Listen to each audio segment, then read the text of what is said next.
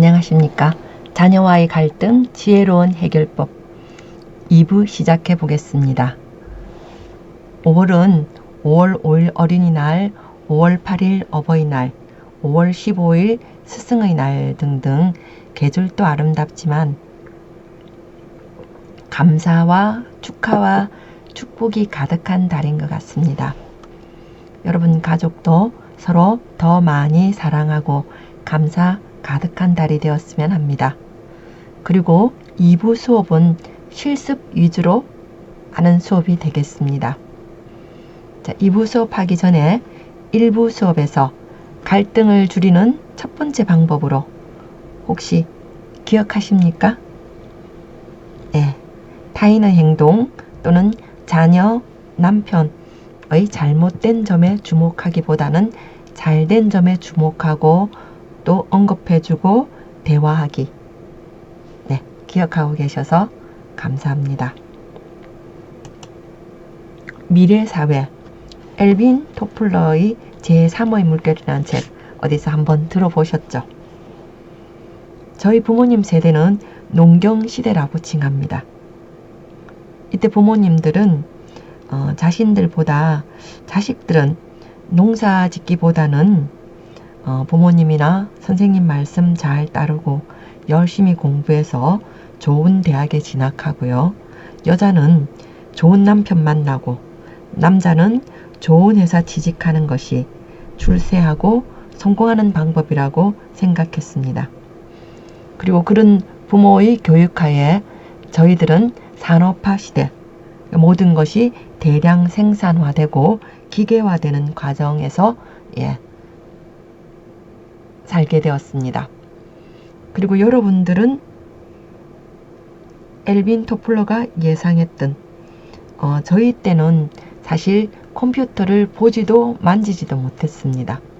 그러나 여러분들은 각자 컴퓨터를 모두 가지는 그리고 활용하고 인터넷 기능이 발달된 정보화 시대에 살게 되었죠.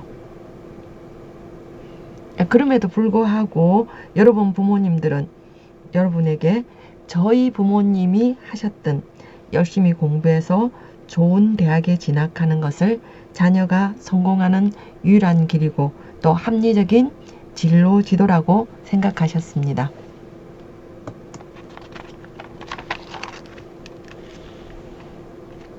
그런 교육을 받은 여러분들은 지금 여러분 아이들에게 어떠한 교육을 하고 계신가요? 그리고 우리는 이 시대를 뭐라고 칭하고 있나요? 네, 그렇죠. 제4의 물결, 즉 4차 산업혁명 시대라고 이야기하고 있습니다. 이 4차 산업혁명 시대에는 인간이 힘으로 하는 모든 기능은 컴퓨터, 인공지능, 로봇이 대체하고 있죠. 그래서 부모님 말씀 잘 듣고 열심히 공부해서 좋은 대학을 나와도 좋은 회사에 취직하기가 힘든 세상이 되었습니다.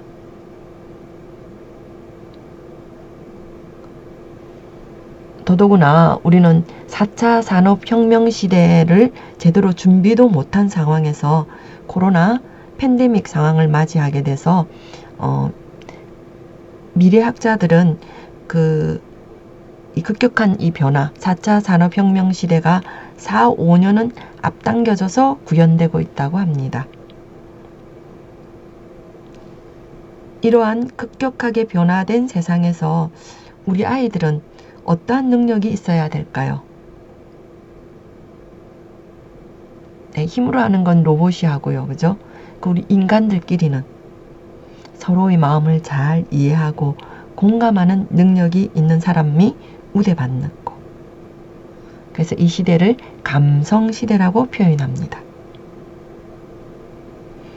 그리고 이 감성시대는 초지능화 시대라고도 합니다. 앞 시간에서 우리는 기분에 의해서 기분이 나쁘면 IQ가 30 내지 40 떨어진다고 했죠. 근데 다행히 또 기분이 좋으면 IQ가 20에서 30 올라갑니다. 그래서 우리 아이의 기분이 어떠냐에 따라서 20 올라가면 130 수제가 되기도 하고요. 아주 기분이 좋아서 30 올라가면 140 천재가 되기도 합니다. 유치원 이전에 우리 아이들이 그래서 모두 다 천재이지 않았나 하는 생각도 해봅니다. 따라서 직업으로도 다른 사람의 말을 잘 이해하고 듣는 사람들, 그런 사람이 성공할 뿐만 아니라 인간이 초지능화 시대 말고 또 초연결화 시대라고도 합니다. 인간과 인간이 연결될 뿐만 아니라 은하의 냉장고와 핸드폰이, 보일러와 핸드폰이, 그래서 내가 외출 시에도 원격 조정이 일어나죠. 그리고 기계뿐만 아니라 바이러스도 연결되어서 전 세계로 이렇게 퍼지게 되었죠. 이렇게 연결된 세상이기 때문에 집단 지성을 발휘해야 된다고 합니다.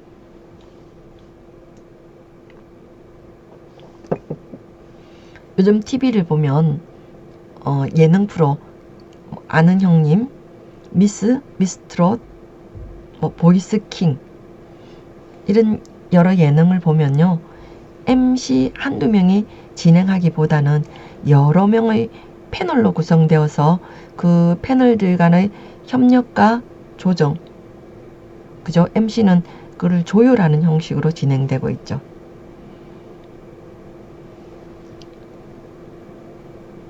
그리고 서바이벌한 대결 프로그램이지만 패널들은 지적보다는 참가자의 좋은 점을 언급하고 또 칭찬을 우선시하는, 중요시하는 그런 모습들을 보게 됩니다. 기존 서바이벌 프로그램과는 많이 다른 심사 형식으로 진행되고 있죠. 이런 변화를 어머님들은 보시면서 느끼셨나요?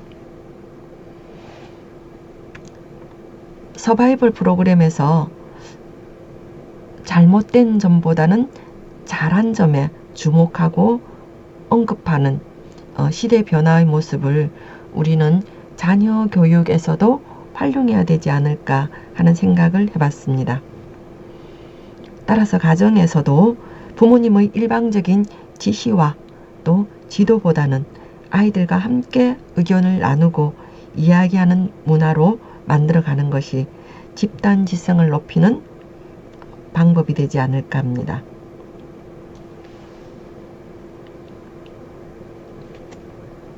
그리고 이런 집단 지성의 능력은 가정 내에서 길러야 될 때인 것 같습니다.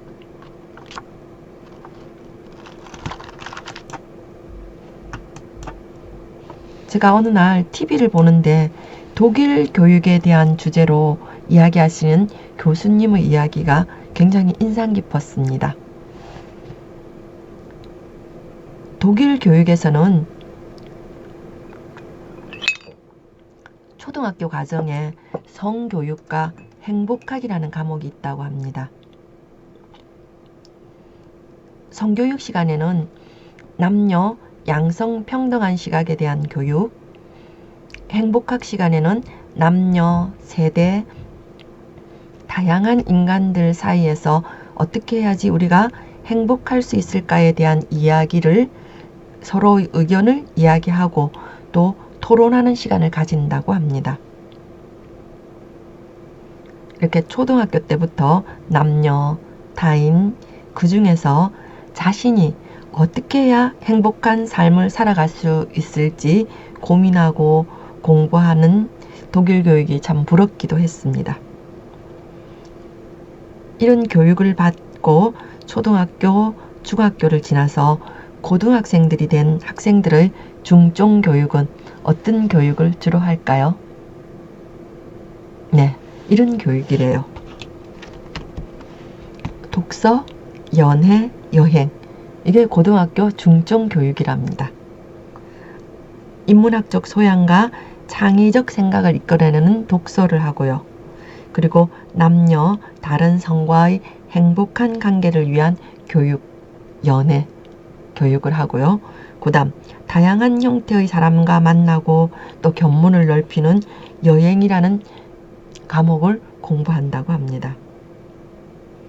그래서 독일 학생들은 휴일날 또는 시간이 되면 배낭을 메고 그 배낭 안에는 책을 넣고요. 좋아하는 연인과 손을 잡고 여행을 떠나겠죠. 자, 이런 교육을 받고 그럼 대학은 어떻게 진학하나 이런 생각이 들죠. 독일 고등학생들의 대학 진학률은 30%라고 합니다. 우리나라 대학교 진학률은 80% 정도라고 합니다. 그래서 우리는 대학 교육이 80%로 가니까 부모님과 우리 아이들과의 대화는 대학 진학에 대한 이야기, 독서, 연애, 여행보다 우선시 되는 거죠. 그래서 그런 주제로 이야기하다 보니까 또 갈등도 많아지기도 합니다. 우리도 독서라든지 연애, 여행에 대한 이야기를 부모님과 나누면서 대화한다면 갈등이 훨씬 줄어들겠죠. 제가 며칠 전 해운대 가서 이렇게 바닷가를 봤더니 해운대 바닷가 백사장에서 마스크를 끼고 열심히 뛰어노는 아이들이 있었어요. 예, 자세히 보니까 외국 아이들이더라고요. 우리나라 아이들은 모래밭, 잔디밭 이런 데서 뛰어노는 아이들을 잘 볼 수가 없어요. 3, 4세만 돼도 모두 핸드폰으로 놀죠. 우리나라 아이들도 어떻게 하면 좀 더 즐겁고 행복한 삶을 살 수 있을까 고민하고 배우고 연구하는 그런 세상이 왔으면 하는 바람을 가져봤습니다. 이 4차 산업화 시대는 부모님 세대와는 달리 이렇게 암기만 하는 인재 말고 창의적 인재, 를 길러야 되지 않을까 합니다. 우리 부모님들은 우리 아이가 좀 더 창의적 인재가 되기 위해서는 어떠한 노력을 하고 계신가요? 네, 이제 우리의 생각, 패러다임을 바꿔야 되지 않을까 합니다. 도표에서와 같이 엄마, 아빠의 경험으로 인하여 부모님 말대로 부모님이 정답을 가지고 있다라고 하는 대신에 아이가 스스로 자신의 길을, 자기의 답을 찾아갈 수 있도록 옆에서 잘 서포트하는 부모가 되는 그러한 연습을 해야 될 세상인 것 같습니다.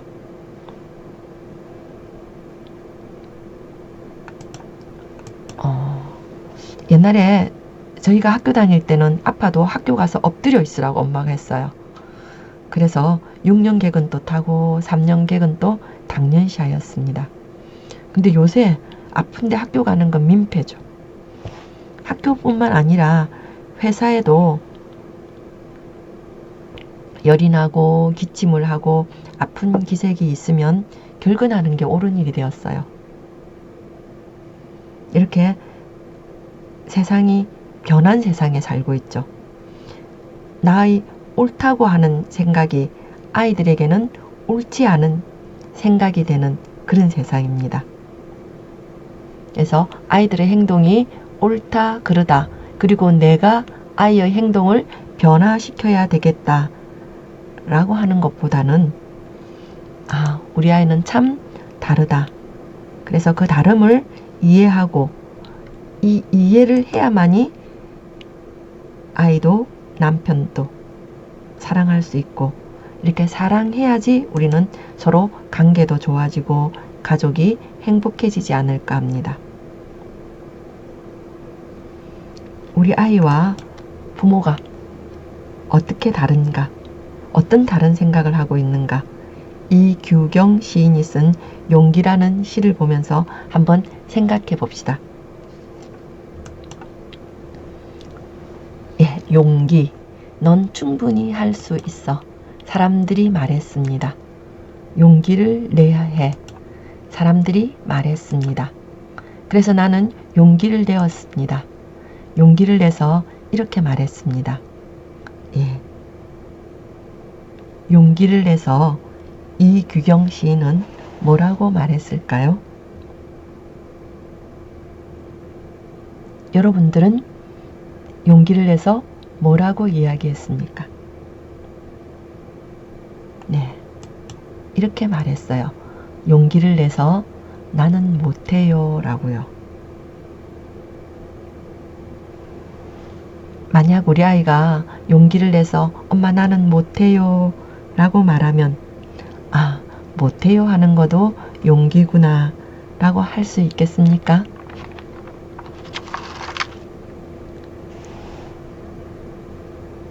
만약 여러분 아이들이 용기를 내어보라고 설득했음에도 불구하고 엄마 그래도 나는 못해요 라고 말할 때 우리는 이걸 자극이라고 합니다. 못마땅한 자극이죠. 이때 아무 생각 없이 평소대로 내 생각대로 이야기한다면 아이들과 상처를 주고 또 갈등으로 진행되기도 합니다. 이때 자극이 왔을 때는 일단 1번 멈추고요. 2. 생각하고 3. 선택해서 반응하라고 합니다. 이렇게 반응하는 걸 지혜롭고 현명하고 어른답다고 합니다. 절대 설득하지 마라. 김종명 씨가 쓴 책에 보면요. 이런 사례가 나옵니다. 자극이 왔을 때 1초만 멈추고 이야기하는 습관을 1년 동안 해봤더니 우리 아이가 달라지고 세상이 달라졌다라는 사례가 나옵니다.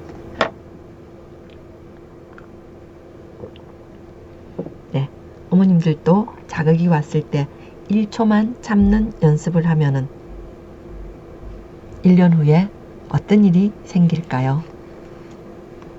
자, 그러면 이제 본격적으로 대화하는 방법에 대해서 실습해 보도록 하겠습니다.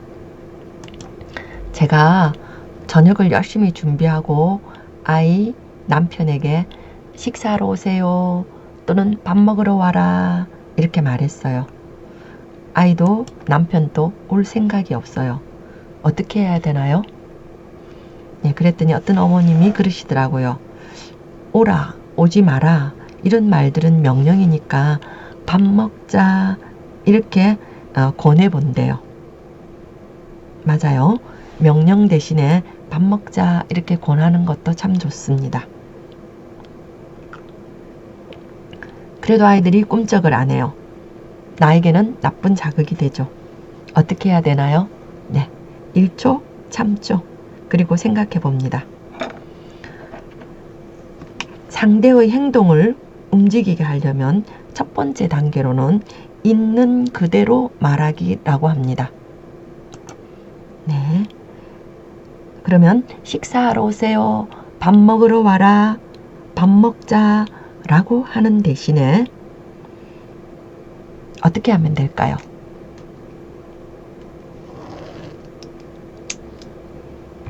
네, 한번 생각해 볼까요?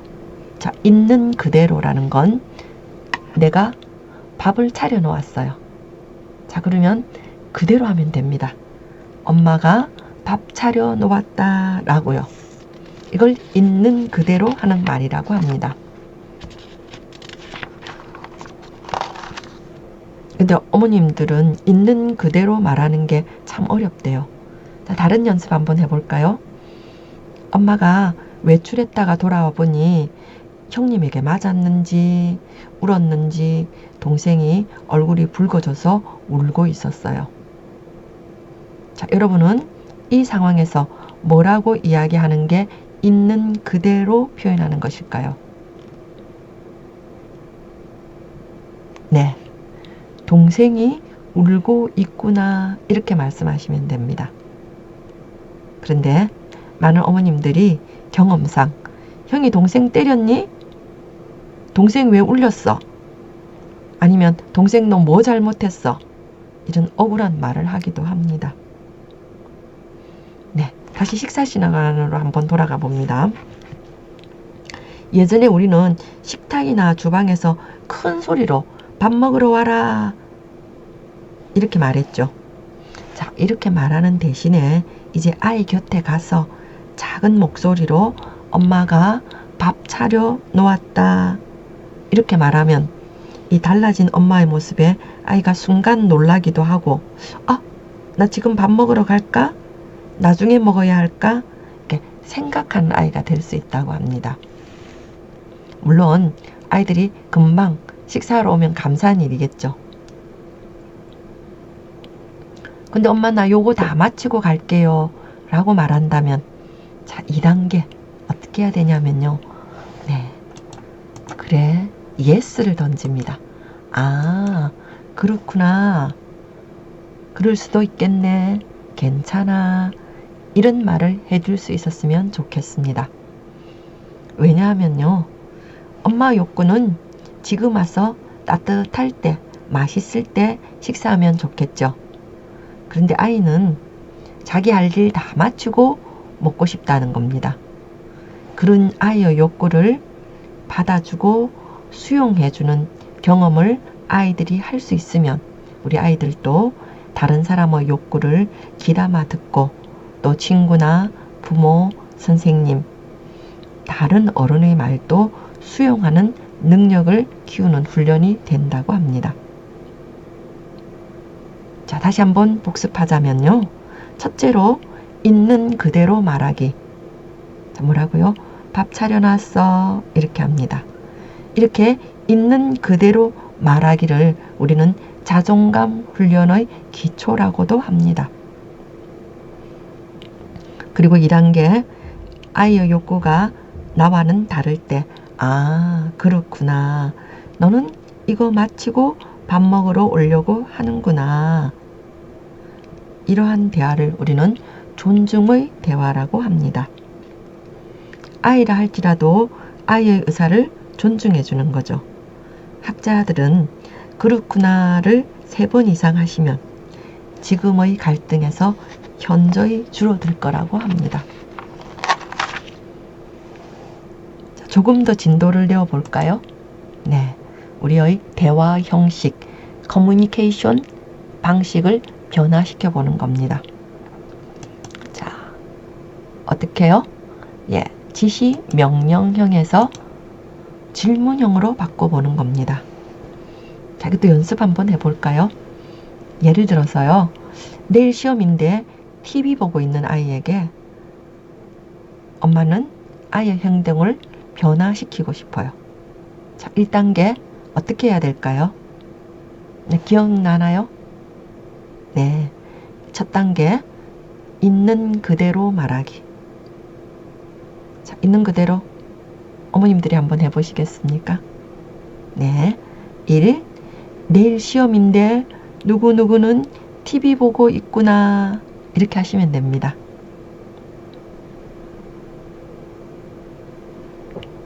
그렇게 한 다음에 질문해야 됩니다. 이때 질문은 어떻게 할까요? 라고 물었더니 어느 아버님이 이렇게 대답하셨어요. 너 TV 언제까지 볼 거니? 라고 질문한다고요. 네, 참 잘하셨어요. 근데 여기서 좀 더 팁을 주자면, 내일 시험인데 우리 부모님들은 TV 보고 있는 아이를 보고 뭐가 제일 궁금한가요? 그래요. 얘가 언제 들어가서 시험 공부를 할까입니다. 따라서 우리는 질문은 우리가 질문하는 사람이 궁금한 걸 물어보면 됩니다. 혹시 아이의 비유나 기분을 맞추기 위해서 다른 질문을 하게 되면 엄마의 말하는 사람의 의사가 제대로 전달되지 않을 수도 있습니다. 자, 이제 우리는 이제 2단계까지 왔어요. 1단계 제일 중요합니다. 있는 그대로 말하고요. 네. 2단계 엄마가 또는 부모님이 원하는 것 질문하기입니다. 그래서 너는 언제 들어가서 공부할 거니? 엄마가 엄청 궁금해. 라고 질문했더니 네, 지금 들어가서 공부하려고요. 아이들은 그렇게 하지 않습니다. 그죠? 아이가 이렇게 말합니다. 응, 나 이거 다 보고 들어갈 거야. 라고 말합니다. 네, 이때 참 중요해요. 아이가 자신의 계획을 엄마에게 말했어요. 2% 다 보고 공부할 거라고요. 그럼 우리는 뭐라고 해야 되죠? 네. 아, 그렇구나. 라고 아이의 의사를 수용하는 연습을 하는 겁니다. 기분이 별로예요? 자, 그러면 1초 멈추시면 훌륭합니다. 자, 세 번째는 이제 중요한 포인트입니다. 이제 엄마의 욕구를, 엄마가 원하는 말을 꼭 하셔야 합니다. 우린 이거를 나 전달법, I 메시지라고 합니다. 엄마가 원하는 걸 말씀해 보세요.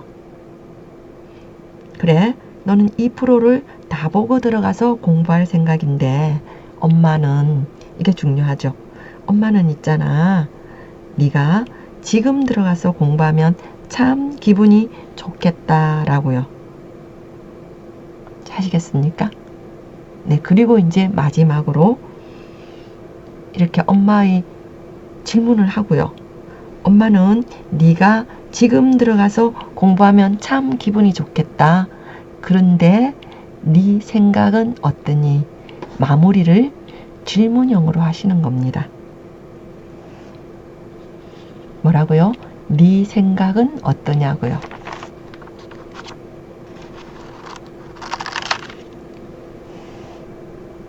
자, 그리고 여기서 하나 더 추가하면 아이들의 행동, 액션에 초점을 두기보다는 엄마가 리액션, 와우! 이런 말들, 리액션을 많이 하는 부모가 아이들에게는 친근하고 따뜻함을 전달하는 훈련이 된다고 합니다. 요즘 대세 연예인들도 리액션을 잘하는 사람들이잖아요. 우리도 리액션을 잘해서 아이들과 더 친밀하고 따뜻한 부모의 모습을 보여주면 좋겠다는 생각을 해봅니다. 2부는요, 여기서 마치고요. 네, 실습 잘 해보셨나요? 네, 3부에서는 자존감과 부모 역할 변화에 대해서 이야기 나눠봅시다. 여기까지 경청해 주셔서 감사합니다.